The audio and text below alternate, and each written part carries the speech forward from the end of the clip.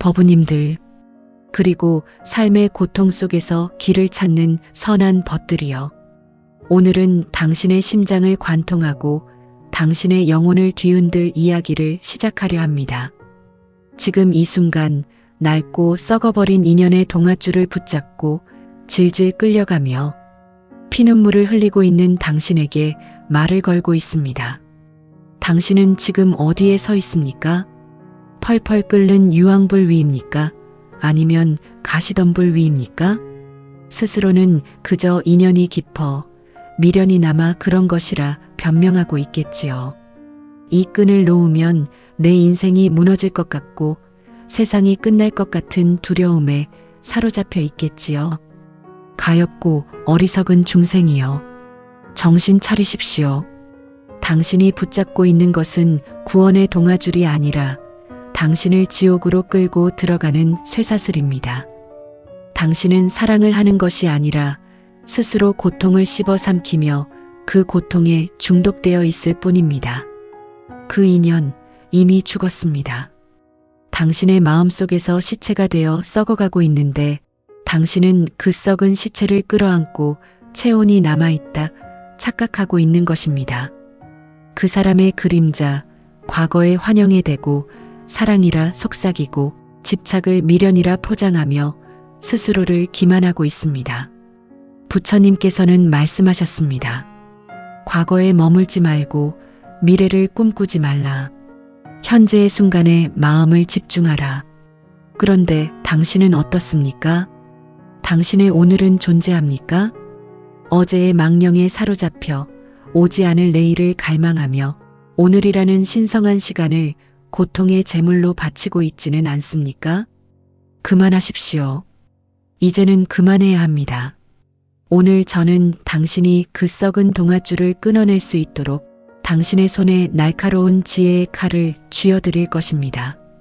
이 말이 당신의 심장을 후벼 파는 고통을 줄 수도 있습니다. 하지만 썩은 살을 도려내야 새 살이 돋는 법입니다. 이 고통의 순간을 견뎌낸다면 당신은 비로소 진정한 자유와 해탈의 길을 엿볼 수 있게 될 것입니다. 그러니 눈을 뜨십시오. 귀를 여십시오. 그리고 당신 자신을 올가매고 있는 그 쇠사슬의 정체를 똑똑히 마주하십시오. 당신을 끌고 다니는 그것은 인연이 아니라 당신이 만든 거대한 환상, 바로 집착이라는 괴물일 뿐입니다.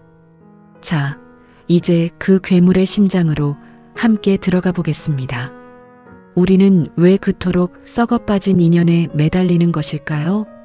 왜 이미 끝났음을 알면서도 그 사람의 SNS를 뒤지고 혹시나 연락이 올까 휴대폰을 손에서 놓지 못하며 스스로를 비참의 구렁텅이로 몰아넣는 것일까요? 그 근원에는 지독한 두려움이 자리 잡고 있습니다. 혼자가 되는 것에 대한 두려움, 잊히는 것에 대한 두려움, 그리고 이 관계가 내 인생의 전부였다고 믿는 어리석은 믿음 때문입니다. 부처님께서는 이 모든 고통의 근원을 가래 즉 끝없는 갈증과 욕망이라 하셨습니다. 가래라는 말은 목마른 사람이 소금물을 마시는 것과 같습니다. 마실수록 갈증은 더욱 심해지고 결국 고통스럽게 죽음에 이르게 됩니다. 무언가를 움켜쥐려는 욕망, 변하지 않기를 바라는 욕망, 내 것이어야만 한다는 욕망. 바로 이 갈증이 우리를 목마른 개처럼 헐떡이게 만들고 결국에는 고통이라는 소금물을 들이켜게 만듭니다.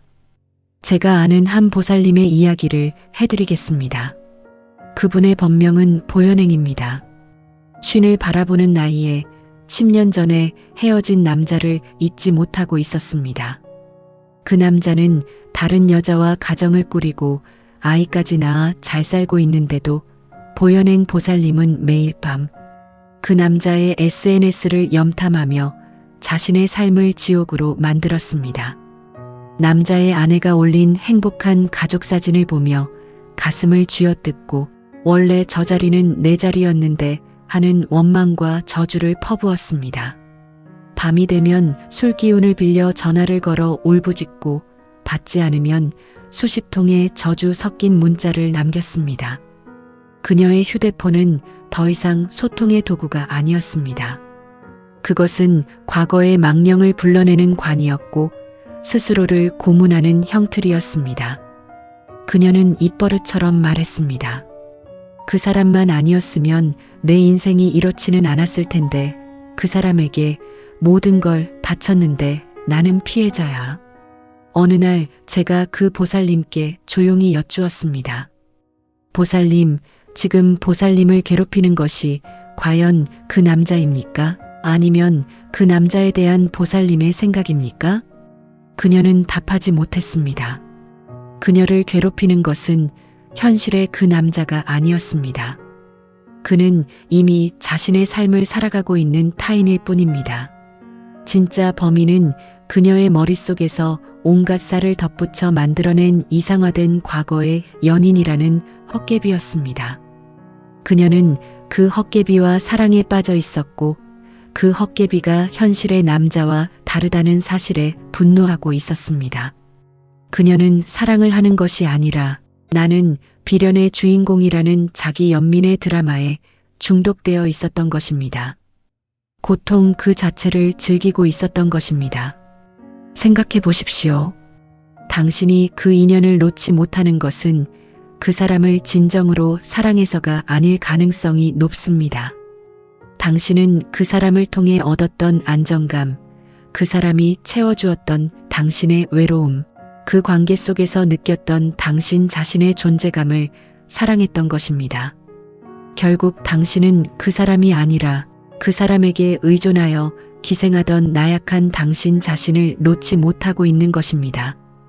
이것이 바로 집착의 무서운 본질입니다. 그것은 사랑의 이름으로 위장한 지독한 이기심이며 자기 자신을 향한 연민과 학대의 또 다른 이름일 뿐입니다. 어느 날 한 제자가 부처님께 물었습니다. 세존이시여, 사랑과 집착은 어떻게 다릅니까? 사랑하는 마음 또한 괴로움의 원인이 되는 것입니까? 부처님께서는 이렇게 답하셨습니다. 비구여, 잘 들어라. 진정한 사랑, 즉 자애는 마치 해와 같다. 해는 모든 것을 차별 없이 비추지만 그 대가로 무엇을 바라지는 않는다. 그저 따스한 빛을 주는 것만으로 충만하다. 이처럼 진정한 사랑은 상대가 행복하기를 바라는 순수한 마음이며 그 자체로 완전하다. 그러나 집착은 손에 쥔 모래와 같다. 내가 그 모래를 잃을까 두려워 손을 꽉 쥘수록 모래는 손가락 사이로 더 빨리 빠져나가 버린다. 집착은 상대를 통해 나의 행복을 채우려는 욕심이다. 너는 나를 행복하게 해야만 해. 너는 내 곁에 있어야만 해라고 외치는 소유욕이다. 이 소유욕은 반드시 불안과 고통을 낳는다. 그러므로 비구여, 사랑하되 소유하려 하지 말고 함께하되 얽매이지 말라. 그것이 괴로움에서 벗어나는 길이니라. 법우님들, 당신의 마음은 지금 해와 같습니까? 아니면 꽉 쥔 주먹과 같습니까? 상대의 행복을 빌어주고 있습니까?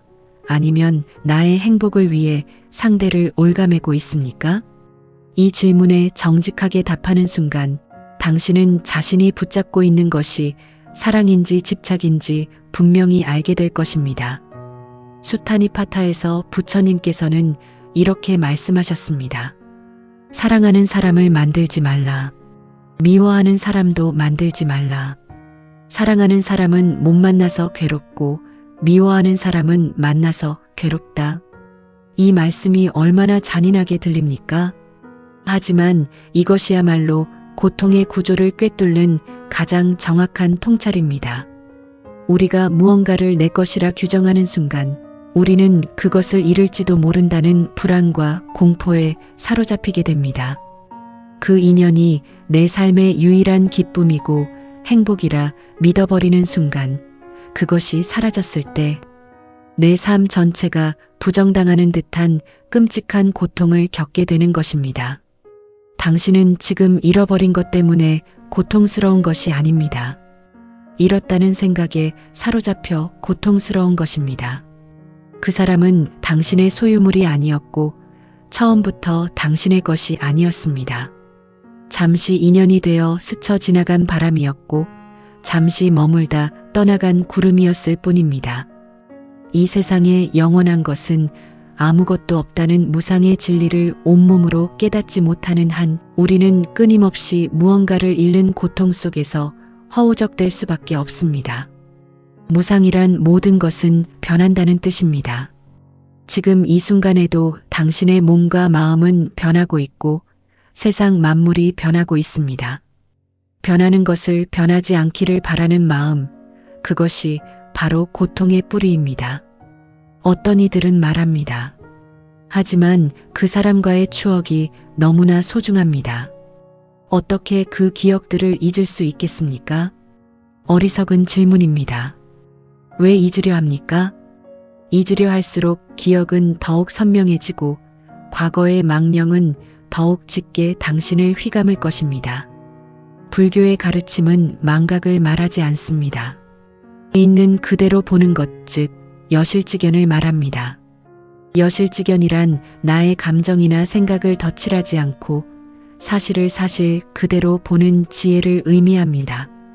당신의 그 아름다웠다는 추억, 그것은 정말 실제하는 것입니까?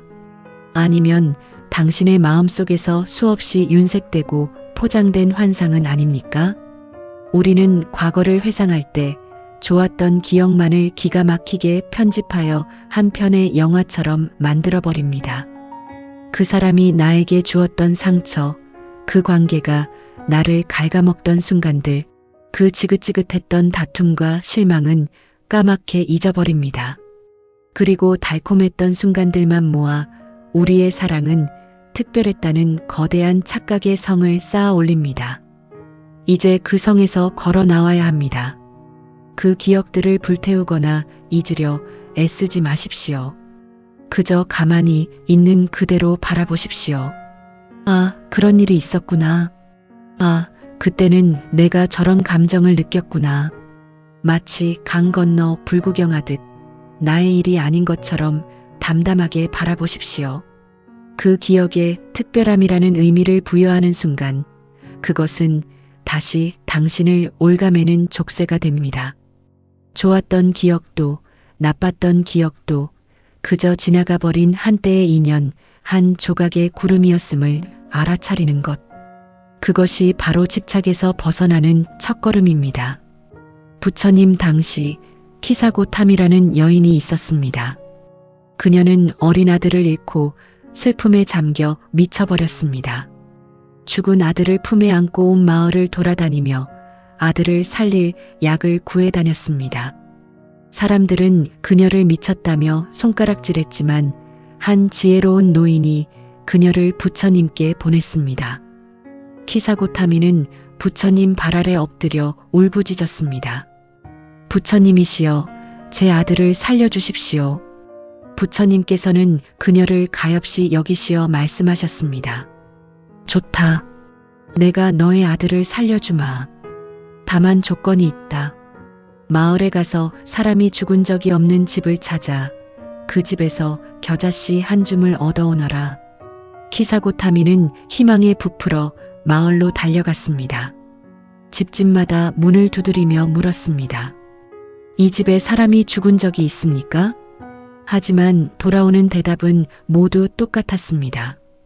우리 집에서는 아버지가 돌아가셨소. 우리 집에서는 어머니가 돌아가셨소. 죽은 사람이 없는 집이 어디 있겠소? 온 마을을 다 뒤졌지만 사람이 죽지 않은 집은 단 한 곳도 없었습니다. 마침내 해가 저물고 키사고타미는 깨달았습니다. 죽음은 내 아들에게만 찾아온 것이 아니구나. 이 세상 모든 사람이 사랑하는 이를 잃는 고통을 겪는구나. 그녀는 비로소 아들의 죽음을 받아들이고 스스로 아들을 숲속에 묻어주었습니다. 그리고 부처님께 돌아와 제자가 되어 모든 것은 변하고 영원하지 않다는 진리를 깨달아 위대한 아라한이 되었습니다. 법우님들, 당신이 겪는 이별의 고통이 세상에서 가장 크고 특별하다고 생각하십니까? 키사고타미의 이야기처럼 사랑하는 것을 잃는 고통은 이 세상 모든 존재가 겪는 보편적인 괴로움입니다. 이 사실을 받아들일 때 우리는 나만 왜? 라는 억울함과 고립감에서 벗어날 수 있습니다. 그리고 비로소 상실을 온전히 애도하고 다시 일어설 힘을 얻게 됩니다. 어떤 중생은 이렇게 항변할지도 모릅니다. 저는 그저 그 사람이 다시 돌아오기만을 바랄 뿐입니다. 그 사람이 변하기를 바랄 뿐입니다. 이 얼마나 헛되고 어리석은 망상입니까? 당신은 다른 사람을 절대 바꿀 수 없습니다. 당신이 신이 아닌 이상 타인의 마음을 좌지우지할 수 있다는 생각은 우주에서 가장 큰 교만입니다. 당신이 할 수 있는 유일한 것은 오직 당신 자신을 바꾸는 것뿐입니다. 상대가 바뀌면 행복해질 텐데라는 생각이야말로 당신을 고통의 노예로 만드는 가장 교활한 속임수입니다. 당신의 행복과 불행의 열쇠를 타인의 손에 쥐어주고 당신은 그저 그 사람의 처분만을 기다리는 개나 고양이 같은 존재로 전락하고 마는 것입니다. 당신은 그토록 무력하고 하찮은 존재가 아닙니다. 당신 안에는 부처와 똑같은 불성, 즉 깨달을 수 있는 위대한 가능성이 잠재되어 있는 존귀한 존재입니다. 그런데 어찌하여 다른 사람의 변화에 당신의 존엄과 행복을 구걸하고 있단 말입니까? 법구경에서는 말합니다. 모든 것은 마음이 지어내는 것. 당신을 괴롭히는 것은 그 사람이 아닙니다. 그 사람을 놓지 못하고 그 사람에게 온갖 의미를 부여하며 그 사람의 말 한마디 행동 하나에 천국과 지옥을 오가는 당신의 마음이 바로 고통의 실체입니다. 남을 바꾸려 들지 마십시오. 세상을 바꾸려 들지도 마십시오. 그저 당신의 그 어지러운 마음을 들여다보고 그 마음이 얼마나 헛된 망상에 휘둘리고 있는지를 알아차리십시오. 당신이 겪는 고통의 가장 큰 원인 중 하나는 끊임없이 왜? 라고 묻기 때문입니다. 왜 나에게 이런 일이 생겼을까? 왜 그 사람은 변했을까? 내가 뭘 잘못했지? 이 질문들은 당신을 과거라는 감옥에 영원히 가두어 버립니다. 이와 관련하여 부처님의 유명한 가르침이 있습니다. 바로 독화살의 비유입니다. 어떤 사람이 길을 가다가 독이 묻은 화살에 맞았습니다. 그의 가족과 친구들이 급히 의사를 데려와 화살을 뽑고 치료하려 했습니다. 그런데 화살을 맞은 사람이 소리쳤습니다. 잠깐, 이 화살을 뽑기 전에 몇 가지 알아야 할 것이 있어. 나를 쏜 사람은 누구이며 그의 신분은 귀족인가 평민인가? 그가 쓴 활은 보통 활인가? 아니면 물소불로 만든 활인가? 화살에 묻은 독은 식물성 독인가? 동물성 독인가? 이것들을 모두 알기 전에는 절대 화살을 뽑을 수 없소. 부처님께서 제자들에게 물으셨습니다. 비구들이여, 이 어리석은 사람은 그 질문들의 답을 모두 얻을 수 있겠느냐? 제자들이 답했습니다. 세존이시여, 불가능합니다. 그는 답을 얻기 전에 독이 퍼져 죽고 말 것입니다. 부처님께서 말씀하셨습니다. 그렇다, 비구들이여. 어리석은 중생도 이와 같다. 나는 이것이 괴로움이다. 이것이 괴로움의 원인이다. 이것이 괴로움의 소멸이다. 이것이 괴로움의 소멸에 이르는 길이다라는 사성제의 진리를 가르친다. 사성제란 괴로움에 대한 4가지 성스러운 진리라는 뜻입니다. 괴로움의 실체, 괴로움의 원인, 괴로움이 사라진 경지, 그리고 그 경지에 이르는 방법을 명확히 알려주는 부처님 가르침의 핵심입니다. 그런데 어떤 사람들은 세계는 영원한가, 영원하지 않은가, 육체와 영혼은 같은가, 다른가? 와 같은 형이상학적인 질문에 대한 답을 얻기 전에는 수행하지 않겠다고 말한다. 그는 마치 독화살을 맞고서 그 화살의 출처를 따지는 사람과 같아서 결코 깨달음을 얻지 못하고 윤회의 고통 속에서 죽어갈 것이다. 지금 가장 시급한 일은 무엇이냐? 바로 그대들의 심장에 박힌 고통의 독화살을 뽑아내는 것이다. 법우님들, 이 가르침이 바로 당신을 위한 것입니다. 왜 그가 떠났을까? 왜 우리 관계가 이렇게 되었을까를 분석하고 따지는 것을 당장 멈추십시오. 그것은 당신의 상처를 더욱 깊게 쑤시는 어리석은 짓입니다. 당신의 영혼을 죽이는 독입니다. 지금 당신이 해야 할 유일한 일은 당신의 심장에 박힌 집착이라는 독화살을 뽑아내는 것입니다. 다른 것은 아무것도 중요하지 않습니다. 당신은 지금 벼랑 끝에 매달려 곧 끊어질지도 모르는 가느다란 밧줄 하나에 의지하고 있는 것과 같습니다. 밧줄을 놓으면 천길 낭떠러지로 떨어져 죽을 것이라 생각하겠지요. 하지만 눈을 크게 뜨고 발밑을 보십시오. 당신의 발은 이미 단단한 땅에 닿아 있습니다. 당신을 위협하는 것은 낭떠러지가 아니라 낭떠러지로 떨어질지도 모른다는 당신의 공포심 그 자체입니다. 밧줄을 놓으십시오.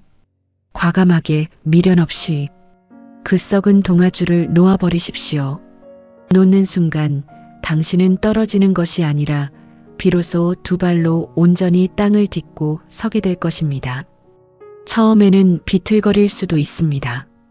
외롭고 허전할 수도 있습니다. 오랫동안 의지해온 목발을 버렸으니 당연한 일입니다.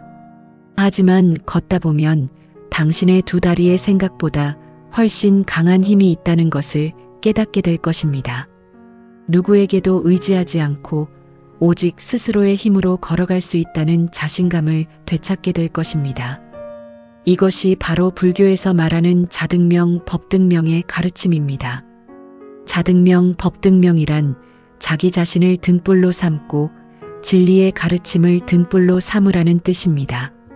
이는 부처님께서 열반에 드시기 전 제자들에게 남기신 마지막 유언입니다.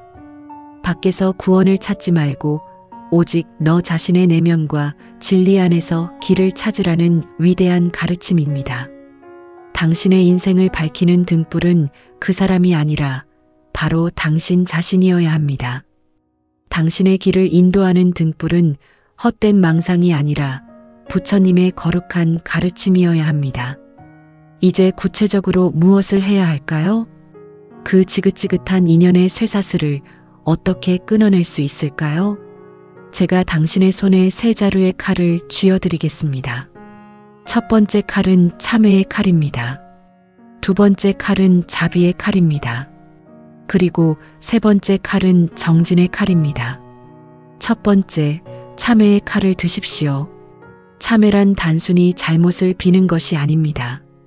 그것은 분명하게 보고 뉘우치는 것을 의미합니다.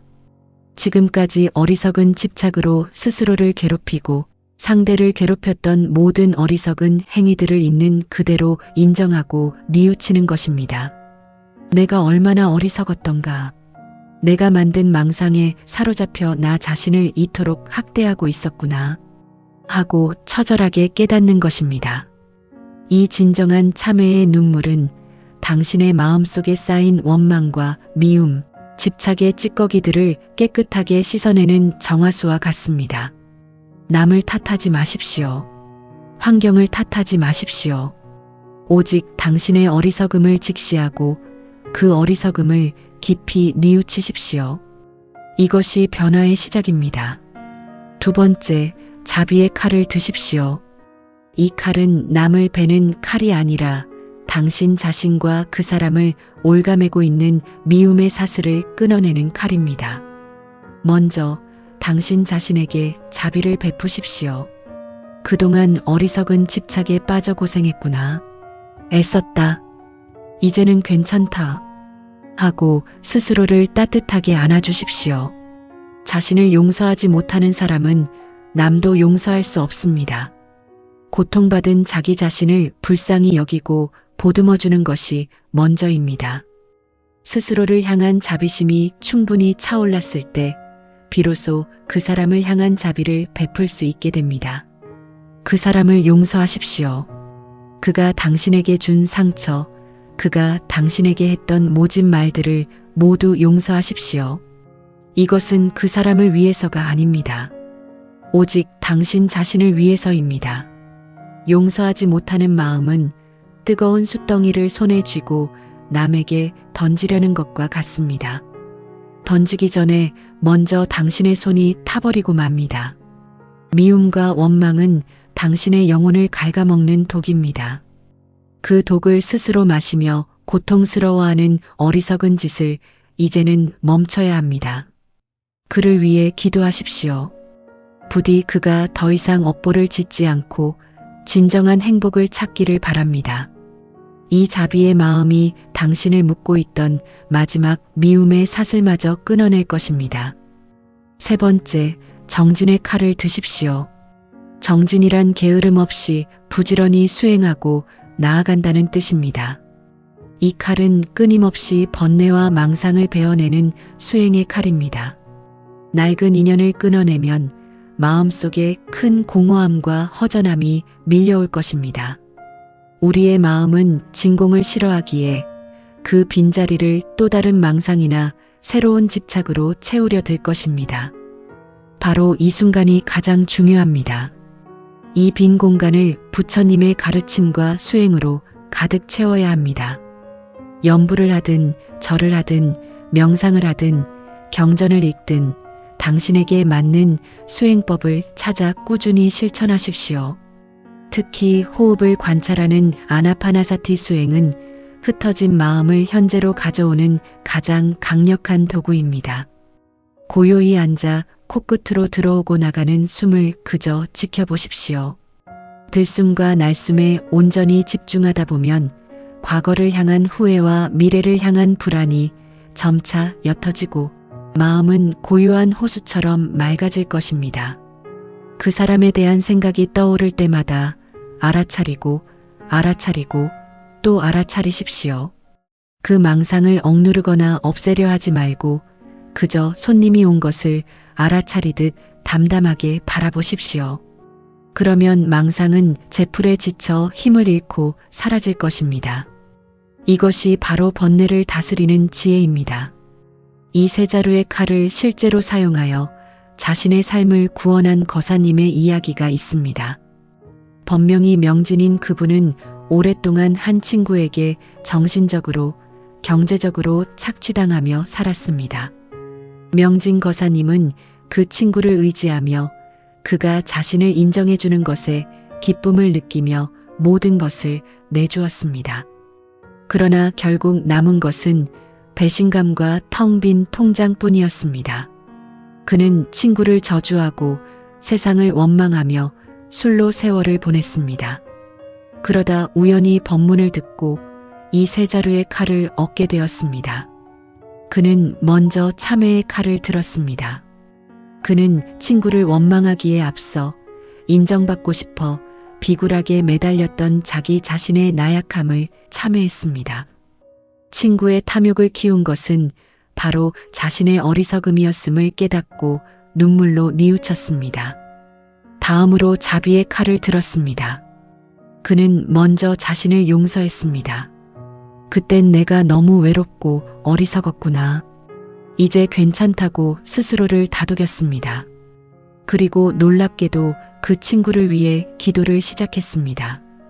그는 마음이 가난하여 남의 것을 탐하는구나. 부디 그 마음의 가난에서 벗어나기를. 미움이 자비로 바뀌는 순간 그의 마음을 짓누르던 지긋지긋한 분노의 사슬이 끊어졌습니다. 마지막으로 그는 정진의 칼을 들었습니다. 매일 아침 108배를 하고 금강경을 읽었습니다. 친구에 대한 생각이 떠오를 때마다 망상하고 알아차리고는 곧바로 염불로 마음을 돌렸습니다. 처음에는 하루에도 수백 번씩 망상이 침범했지만 하루, 한 달, 1년이 지나자 망상은 힘을 잃고 뜸해졌습니다. 그의 마음은 고요해졌고 얼굴에는 평화가 깃들었습니다. 그는 더 이상 과거의 피해자가 아니었습니다. 그는 수행을 통해 자기 삶의 주인이 되었던 것입니다. 법우님들, 명진 거사님의 이야기가 남의 이야기처럼 들리십니까? 아닙니다. 이것은 바로 당신의 이야기가 될 수 있습니다. 당신도 할 수 있습니다. 이 세 자루의 칼, 참회와 자비와 정진의 칼을 부지런히 갈고 닦으십시오. 처음에는 서툴고 힘들 것입니다. 수없이 넘어지고 다시 예전의 습관으로 돌아가고 싶을 것입니다. 그럴 때마다 오늘 제가 드린 말씀을 떠올리십시오. 당신이 지금 가려는 길이 얼마나 어둡고 고통스러운 지옥으로 향하는 길인지를 똑똑히 기억하십시오. 그리고 당신이 가야 할 길이 얼마나 자유롭고 평화로운 해탈의 길인지를 마음에 새기십시오. 법우님들, 인생은 유한합니다. 우리가 이 소중한 시간을 썩은 인연의 시체를 붙들고 슬퍼하며 낭비하기에는 너무나 짧고 아깝습니다. 당신은 고통받기 위해 태어난 존재가 아닙니다. 당신은 본래 완전하고 청정하며 행복한 존재, 즉 부처입니다. 다만 어리석은 집착의 구름이 당신의 본성을 가리고 있을 뿐입니다. 이제 그만 그 자리에서 일어나십시오. 당신을 끌고 다니던 그 썩은 동아줄을 지혜의 칼로 단칼에 베어버리십시오. 그리고 그 손으로 대신 당신 자신을 구원할 법의 동아줄을 굳게 잡으십시오. 잘라내십시오. 그만 끌려다니십시오. 당신의 발로 당신의 길을 걸어가십시오. 당신이 질질 끌려다니던 그 고통의 길 끝에는 파멸만이 기다리고 있습니다. 하지만 당신이 스스로의 의지로 그 쇠사슬을 끊고 돌아서는 순간 당신의 앞에는 고요하고 평화로운 열반의 오솔길이 펼쳐질 것입니다. 선택은 당신의 몫입니다. 지옥의 노예로 남을 것입니까? 아니면 해탈의 주인으로 살아갈 것입니까? 부처님께서는 길을 가리켜 주셨을 뿐 그 길을 걸어가야 하는 것은 오직 당신 자신입니다. 부디 오늘의 이 법문이 당신의 영혼을 깨우는 우레와 같은 소리가 되기를 바랍니다. 당신의 심장을 꿰뚫어 어리석은 집착을 태워버리는 지혜의 불길이 되기를 바랍니다. 성불하십시오. 법우님들, 그리고 삶의 고통 속에서 길을 찾는 선한 벗들이여.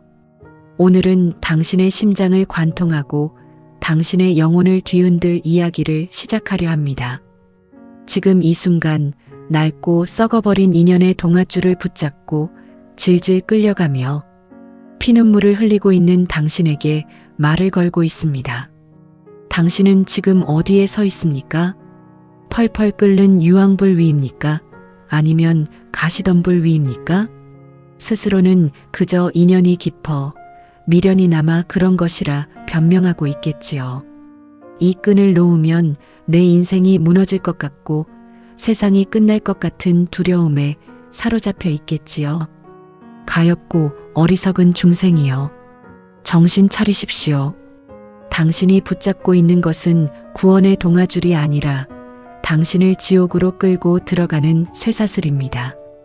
당신은 사랑을 하는 것이 아니라 스스로 고통을 씹어 삼키며 그 고통에 중독되어 있을 뿐입니다. 그 인연 이미 죽었습니다. 당신의 마음속에서 시체가 되어 썩어가고 있는데 당신은 그 썩은 시체를 끌어안고 체온이 남아있다 착각하고 있는 것입니다. 그 사람의 그림자, 과거의 환영에 대고 사랑이라 속삭이고 집착을 미련이라 포장하며 스스로를 기만하고 있습니다. 부처님께서는 말씀하셨습니다. 과거에 머물지 말고 미래를 꿈꾸지 말라. 현재의 순간에 마음을 집중하라. 그런데 당신은 어떻습니까? 당신의 오늘은 존재합니까? 어제의 망령에 사로잡혀 오지 않을 내일을 갈망하며 오늘이라는 신성한 시간을 고통의 제물로 바치고 있지는 않습니까? 그만하십시오. 이제는 그만해야 합니다. 오늘 저는 당신이 그 썩은 동아줄을 끊어낼 수 있도록 당신의 손에 날카로운 지혜의 칼을 쥐어드릴 것입니다. 이 말이 당신의 심장을 후벼 파는 고통을 줄 수도 있습니다. 하지만 썩은 살을 도려내야 새 살이 돋는 법입니다. 이 고통의 순간을 견뎌낸다면 당신은 비로소 진정한 자유와 해탈의 길을 엿볼 수 있게 될 것입니다. 그러니 눈을 뜨십시오. 귀를 여십시오. 그리고 당신 자신을 올가매고 있는 그 쇠사슬의 정체를 똑똑히 마주하십시오. 당신을 끌고 다니는 그것은 인연이 아니라 당신이 만든 거대한 환상, 바로 집착이라는 괴물일 뿐입니다. 자, 이제 그 괴물의 심장으로 함께 들어가 보겠습니다. 우리는 왜 그토록 썩어빠진 인연에 매달리는 것일까요? 왜 이미 끝났음을 알면서도 그 사람의 SNS를 뒤지고 혹시나 연락이 올까 휴대폰을 손에서 놓지 못하며 스스로를 비참의 구렁텅이로 몰아넣는 것일까요? 그 근원에는 지독한 두려움이 자리 잡고 있습니다.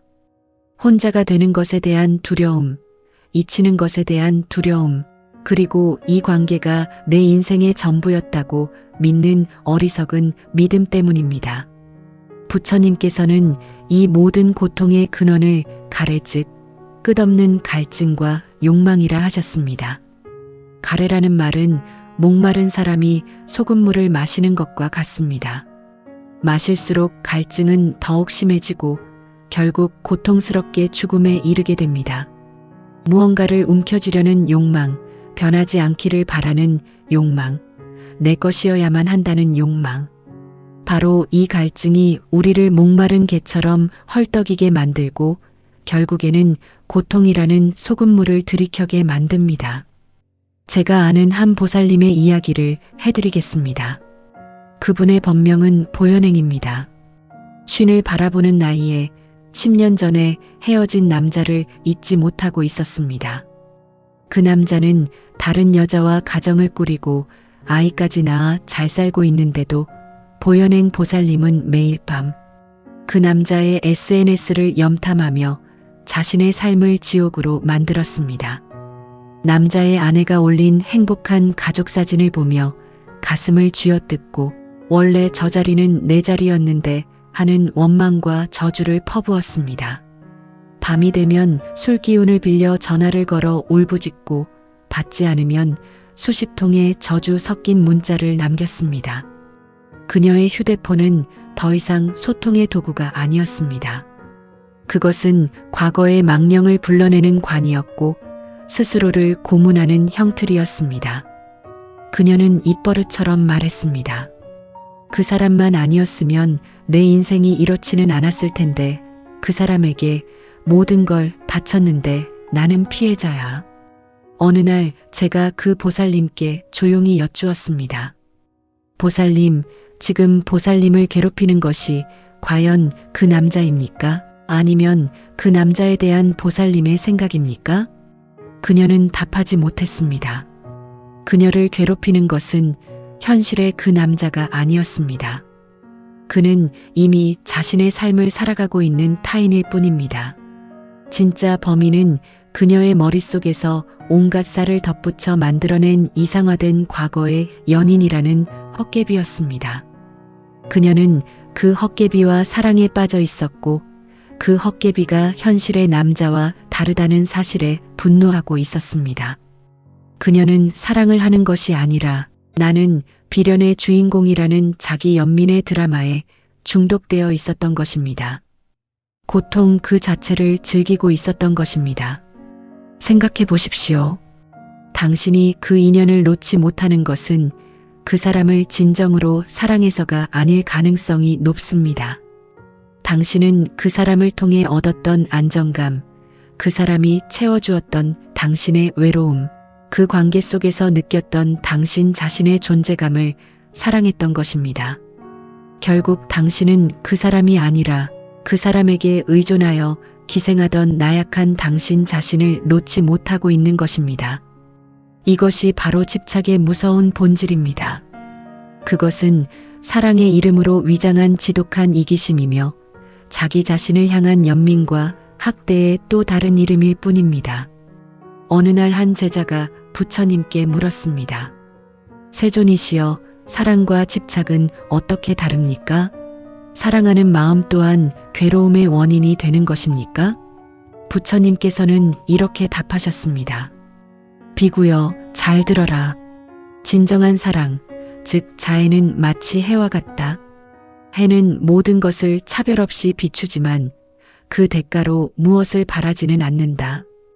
그저 따스한 빛을 주는 것만으로 충만하다. 이처럼 진정한 사랑은 상대가 행복하기를 바라는 순수한 마음이며 그 자체로 완전하다. 그러나 집착은 손에 쥔 모래와 같다. 내가 그 모래를 잃을까 두려워 손을 꽉 쥘수록 모래는 손가락 사이로 더 빨리 빠져나가 버린다. 집착은 상대를 통해 나의 행복을 채우려는 욕심이다. 너는 나를 행복하게 해야만 해. 너는 내 곁에 있어야만 해라고 외치는 소유욕이다. 이 소유욕은 반드시 불안과 고통을 낳는다. 그러므로 비구여 사랑하되 소유하려 하지 말고 함께하되 얽매이지 말라. 그것이 괴로움에서 벗어나는 길이니라. 법우님들, 당신의 마음은 지금 해와 같습니까? 아니면 꽉 쥔 주먹과 같습니까? 상대의 행복을 빌어주고 있습니까? 아니면 나의 행복을 위해 상대를 올가매고 있습니까? 이 질문에 정직하게 답하는 순간 당신은 자신이 붙잡고 있는 것이 사랑인지 집착인지 분명히 알게 될 것입니다. 수타니파타에서 부처님께서는 이렇게 말씀하셨습니다. 사랑하는 사람을 만들지 말라. 미워하는 사람도 만들지 말라. 사랑하는 사람은 못 만나서 괴롭고 미워하는 사람은 만나서 괴롭다. 이 말씀이 얼마나 잔인하게 들립니까? 하지만 이것이야말로 고통의 구조를 꿰뚫는 가장 정확한 통찰입니다. 우리가 무언가를 내 것이라 규정하는 순간 우리는 그것을 잃을지도 모른다는 불안과 공포에 사로잡히게 됩니다. 그 인연이 내 삶의 유일한 기쁨이고 행복이라 믿어버리는 순간 그것이 사라졌을 때 내 삶 전체가 부정당하는 듯한 끔찍한 고통을 겪게 되는 것입니다. 당신은 지금 잃어버린 것 때문에 고통스러운 것이 아닙니다. 잃었다는 생각에 사로잡혀 고통스러운 것입니다. 그 사람은 당신의 소유물이 아니었고 처음부터 당신의 것이 아니었습니다. 잠시 인연이 되어 스쳐 지나간 바람이었고 잠시 머물다 떠나간 구름이었을 뿐입니다. 이 세상에 영원한 것은 아무것도 없다는 무상의 진리를 온몸으로 깨닫지 못하는 한 우리는 끊임없이 무언가를 잃는 고통 속에서 허우적댈 수밖에 없습니다. 무상이란 모든 것은 변한다는 뜻입니다. 지금 이 순간에도 당신의 몸과 마음은 변하고 있고 세상 만물이 변하고 있습니다. 변하는 것을 변하지 않기를 바라는 마음, 그것이 바로 고통의 뿌리입니다. 어떤 이들은 말합니다. 하지만 그 사람과의 추억이 너무나 소중합니다. 어떻게 그 기억들을 잊을 수 있겠습니까? 어리석은 질문입니다. 왜 잊으려 합니까? 잊으려 할수록 기억은 더욱 선명해지고 과거의 망령은 더욱 짙게 당신을 휘감을 것입니다. 불교의 가르침은 망각을 말하지 않습니다. 있는 그대로 보는 것, 즉 여실직견을 말합니다. 여실직견이란 나의 감정이나 생각을 덧칠하지 않고 사실을 사실 그대로 보는 지혜를 의미합니다. 당신의 그 아름다웠다는 추억, 그것은 정말 실제하는 것입니까? 아니면 당신의 마음속에서 수없이 윤색되고 포장된 환상은 아닙니까? 우리는 과거를 회상할 때 좋았던 기억만을 기가 막히게 편집하여 한 편의 영화처럼 만들어버립니다. 그 사람이 나에게 주었던 상처, 그 관계가 나를 갉아먹던 순간들, 그 지긋지긋했던 다툼과 실망은 까맣게 잊어버립니다. 그리고 달콤했던 순간들만 모아 우리의 사랑은 특별했다는 거대한 착각의 성을 쌓아 올립니다. 이제 그 성에서 걸어 나와야 합니다. 그 기억들을 불태우거나 잊으려 애쓰지 마십시오. 그저 가만히 있는 그대로 바라보십시오. 아, 그런 일이 있었구나. 아, 그때는 내가 저런 감정을 느꼈구나. 마치 강 건너 불구경하듯 나의 일이 아닌 것처럼 담담하게 바라보십시오. 그 기억에 특별함이라는 의미를 부여하는 순간 그것은 다시 당신을 옭아매는 족쇄가 됩니다. 좋았던 기억도 나빴던 기억도 그저 지나가 버린 한때의 인연, 한 조각의 구름이었음을 알아차리는 것. 그것이 바로 집착에서 벗어나는 첫걸음입니다. 부처님 당시 키사고탐이라는 여인이 있었습니다. 그녀는 어린 아들을 잃고 슬픔에 잠겨 미쳐버렸습니다. 죽은 아들을 품에 안고 온 마을을 돌아다니며 아들을 살릴 약을 구해 다녔습니다. 사람들은 그녀를 미쳤다며 손가락질했지만 한 지혜로운 노인이 그녀를 부처님께 보냈습니다. 키사고타미는 부처님 발 아래 엎드려 울부짖었습니다. 부처님이시여, 제 아들을 살려주십시오. 부처님께서는 그녀를 가엾이 여기시어 말씀하셨습니다. 좋다. 내가 너의 아들을 살려주마. 다만 조건이 있다. 마을에 가서 사람이 죽은 적이 없는 집을 찾아 그 집에서 겨자씨 한 줌을 얻어오너라. 키사고타미는 희망에 부풀어 마을로 달려갔습니다. 집집마다 문을 두드리며 물었습니다. 이 집에 사람이 죽은 적이 있습니까? 하지만 돌아오는 대답은 모두 똑같았습니다. 우리 집에서는 아버지가 돌아가셨소. 우리 집에서는 어머니가 돌아가셨소. 죽은 사람이 없는 집이 어디 있겠소? 온 마을을 다 뒤졌지만 사람이 죽지 않은 집은 단 한 곳도 없었습니다. 마침내 해가 저물고 키사고타미는 깨달았습니다. 죽음은 내 아들에게만 찾아온 것이 아니구나. 이 세상 모든 사람이 사랑하는 이를 잃는 고통을 겪는구나. 그녀는 비로소 아들의 죽음을 받아들이고 스스로 아들을 숲속에 묻어주었습니다. 그리고 부처님께 돌아와 제자가 되어 모든 것은 변하고 영원하지 않다는 진리를 깨달아 위대한 아라한이 되었습니다.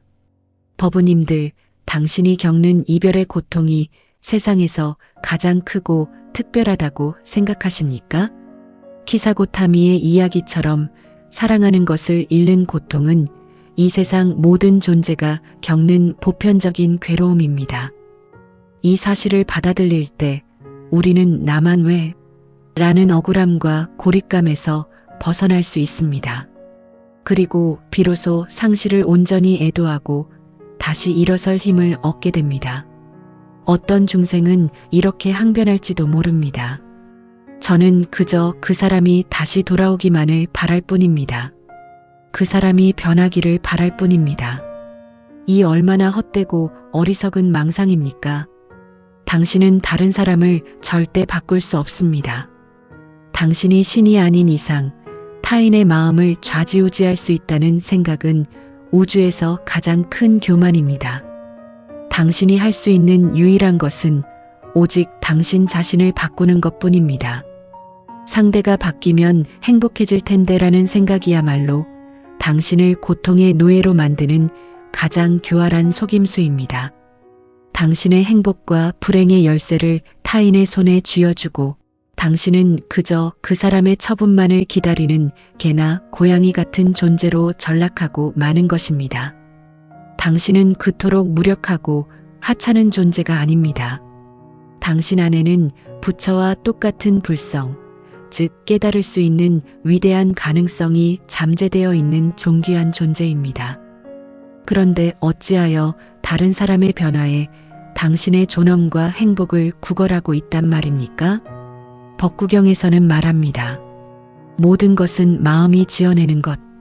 당신을 괴롭히는 것은 그 사람이 아닙니다. 그 사람을 놓지 못하고 그 사람에게 온갖 의미를 부여하며 그 사람의 말 한마디 행동 하나에 천국과 지옥을 오가는 당신의 마음이 바로 고통의 실체입니다. 남을 바꾸려 들지 마십시오. 세상을 바꾸려 들지도 마십시오. 그저 당신의 그 어지러운 마음을 들여다보고 그 마음이 얼마나 헛된 망상에 휘둘리고 있는지를 알아차리십시오. 당신이 겪는 고통의 가장 큰 원인 중 하나는 끊임없이 왜? 라고 묻기 때문입니다. 왜 나에게 이런 일이 생겼을까? 왜 그 사람은 변했을까? 내가 뭘 잘못했지? 이 질문들은 당신을 과거라는 감옥에 영원히 가두어 버립니다. 이와 관련하여 부처님의 유명한 가르침이 있습니다. 바로 독화살의 비유입니다. 어떤 사람이 길을 가다가 독이 묻은 화살에 맞았습니다. 그의 가족과 친구들이 급히 의사를 데려와 화살을 뽑고 치료하려 했습니다. 그런데 화살을 맞은 사람이 소리쳤습니다. 잠깐, 이 화살을 뽑기 전에 몇 가지 알아야 할 것이 있어. 나를 쏜 사람은 누구이며 그의 신분은 귀족인가 평민인가? 그가 쓴 활은 보통 활인가? 아니면 물소불로 만든 활인가?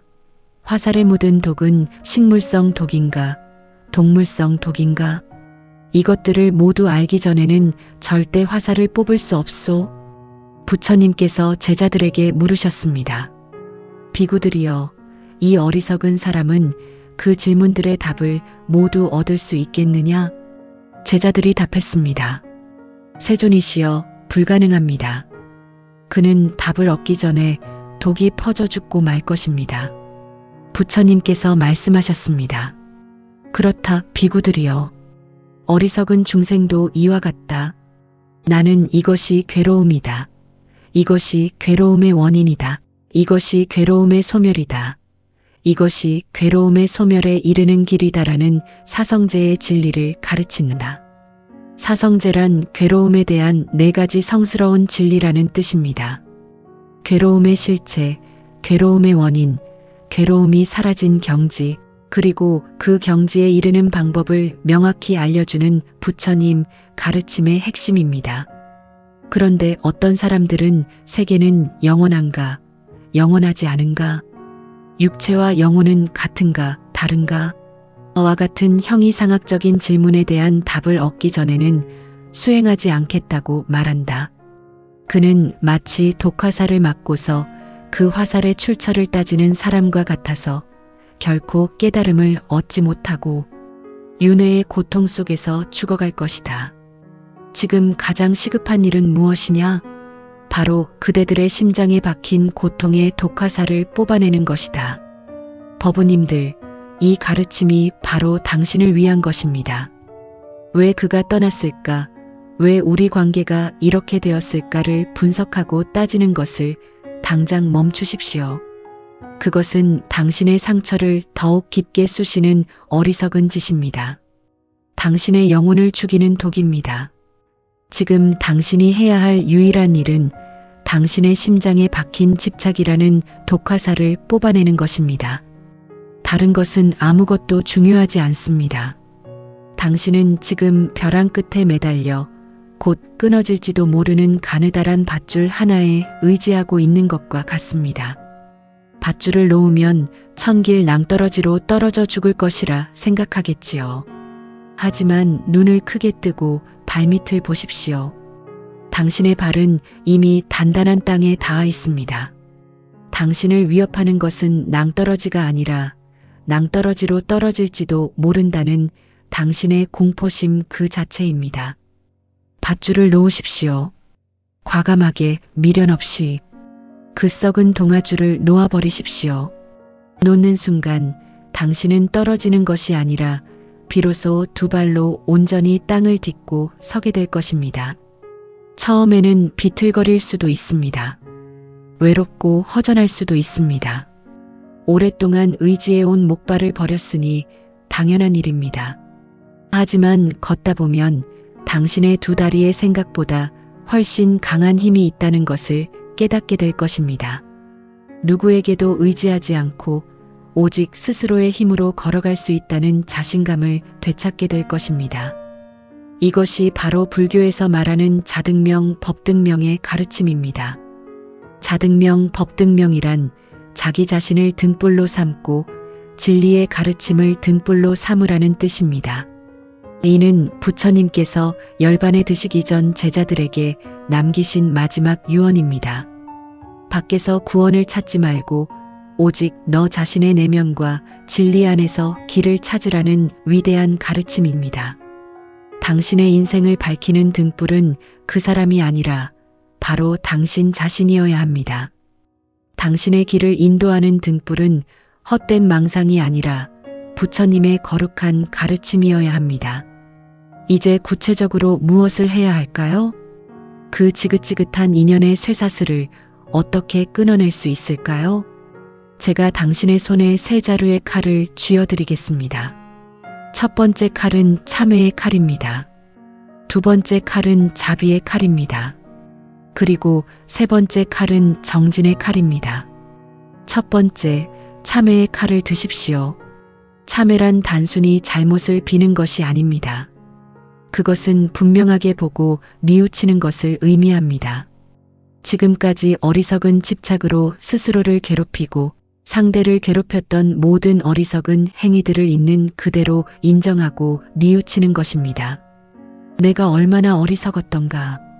내가 만든 망상에 사로잡혀 나 자신을 이토록 학대하고 있었구나 하고 처절하게 깨닫는 것입니다. 이 진정한 참회의 눈물은 당신의 마음속에 쌓인 원망과 미움, 집착의 찌꺼기들을 깨끗하게 씻어내는 정화수와 같습니다. 남을 탓하지 마십시오. 환경을 탓하지 마십시오. 오직 당신의 어리석음을 직시하고 그 어리석음을 깊이 뉘우치십시오. 이것이 변화의 시작입니다. 두 번째, 자비의 칼을 드십시오. 이 칼은 남을 베는 칼이 아니라 당신 자신과 그 사람을 올가매고 있는 미움의 사슬을 끊어내는 칼입니다. 먼저 당신 자신에게 자비를 베푸십시오. 그동안 어리석은 집착에 빠져 고생했구나. 애썼다. 이제는 괜찮다. 하고 스스로를 따뜻하게 안아주십시오. 자신을 용서하지 못하는 사람은 남도 용서할 수 없습니다. 고통받은 자기 자신을 불쌍히 여기고 보듬어주는 것이 먼저입니다. 스스로를 향한 자비심이 충분히 차올랐을 때 비로소 그 사람을 향한 자비를 베풀 수 있게 됩니다. 그 사람을 용서하십시오. 그가 당신에게 준 상처, 그가 당신에게 했던 모진 말들을 모두 용서하십시오. 이것은 그 사람을 위해서가 아닙니다. 오직 당신 자신을 위해서입니다. 용서하지 못하는 마음은 뜨거운 숯덩이를 손에 쥐고 남에게 던지려는 것과 같습니다. 던지기 전에 먼저 당신의 손이 타버리고 맙니다. 미움과 원망은 당신의 영혼을 갉아먹는 독입니다. 그 독을 스스로 마시며 고통스러워하는 어리석은 짓을 이제는 멈춰야 합니다. 그를 위해 기도하십시오. 부디 그가 더 이상 업보를 짓지 않고 진정한 행복을 찾기를 바랍니다. 이 자비의 마음이 당신을 묶고 있던 마지막 미움의 사슬마저 끊어낼 것입니다. 세 번째, 정진의 칼을 드십시오. 정진이란 게으름 없이 부지런히 수행하고 나아간다는 뜻입니다. 이 칼은 끊임없이 번뇌와 망상을 베어내는 수행의 칼입니다. 낡은 인연을 끊어내면 마음속에 큰 공허함과 허전함이 밀려올 것입니다. 우리의 마음은 진공을 싫어하기에 그 빈자리를 또 다른 망상이나 새로운 집착으로 채우려 들 것입니다. 바로 이 순간이 가장 중요합니다. 이 빈 공간을 부처님의 가르침과 수행으로 가득 채워야 합니다. 염불을 하든 절을 하든 명상을 하든 경전을 읽든 당신에게 맞는 수행법을 찾아 꾸준히 실천하십시오. 특히 호흡을 관찰하는 아나파나사티 수행은 흩어진 마음을 현재로 가져오는 가장 강력한 도구입니다. 고요히 앉아 코끝으로 들어오고 나가는 숨을 그저 지켜보십시오. 들숨과 날숨에 온전히 집중하다 보면 과거를 향한 후회와 미래를 향한 불안이 점차 옅어지고 마음은 고요한 호수처럼 맑아질 것입니다. 그 사람에 대한 생각이 떠오를 때마다 알아차리고 또 알아차리십시오. 그 망상을 억누르거나 없애려 하지 말고 그저 손님이 온 것을 알아차리듯 담담하게 바라보십시오. 그러면 망상은 제풀에 지쳐 힘을 잃고 사라질 것입니다. 이것이 바로 번뇌를 다스리는 지혜입니다. 이 세 자루의 칼을 실제로 사용하여 자신의 삶을 구원한 거사님의 이야기가 있습니다.本명이 명진인 그분은 오랫동안 한 친구에게 정신적으로, 경제적으로 착취당하며 살았습니다. 명진 거사님은 그 친구를 의지하며 그가 자신을 인정해주는 것에 기쁨을 느끼며 모든 것을 내주었습니다. 그러나 결국 남은 것은 배신감과 텅 빈 통장뿐이었습니다. 그는 친구를 저주하고 세상을 원망하며 술로 세월을 보냈습니다. 그러다 우연히 법문을 듣고 이 세 자루의 칼을 얻게 되었습니다. 그는 먼저 참회의 칼을 들었습니다. 그는 친구를 원망하기에 앞서 인정받고 싶어 비굴하게 매달렸던 자기 자신의 나약함을 참회했습니다. 친구의 탐욕을 키운 것은 바로 자신의 어리석음이었음을 깨닫고 눈물로 뉘우쳤습니다. 다음으로 자비의 칼을 들었습니다. 그는 먼저 자신을 용서했습니다. 그땐 내가 너무 외롭고 어리석었구나. 이제 괜찮다고 스스로를 다독였습니다. 그리고 놀랍게도 그 친구를 위해 기도를 시작했습니다. 그는 마음이 가난하여 남의 것을 탐하는구나.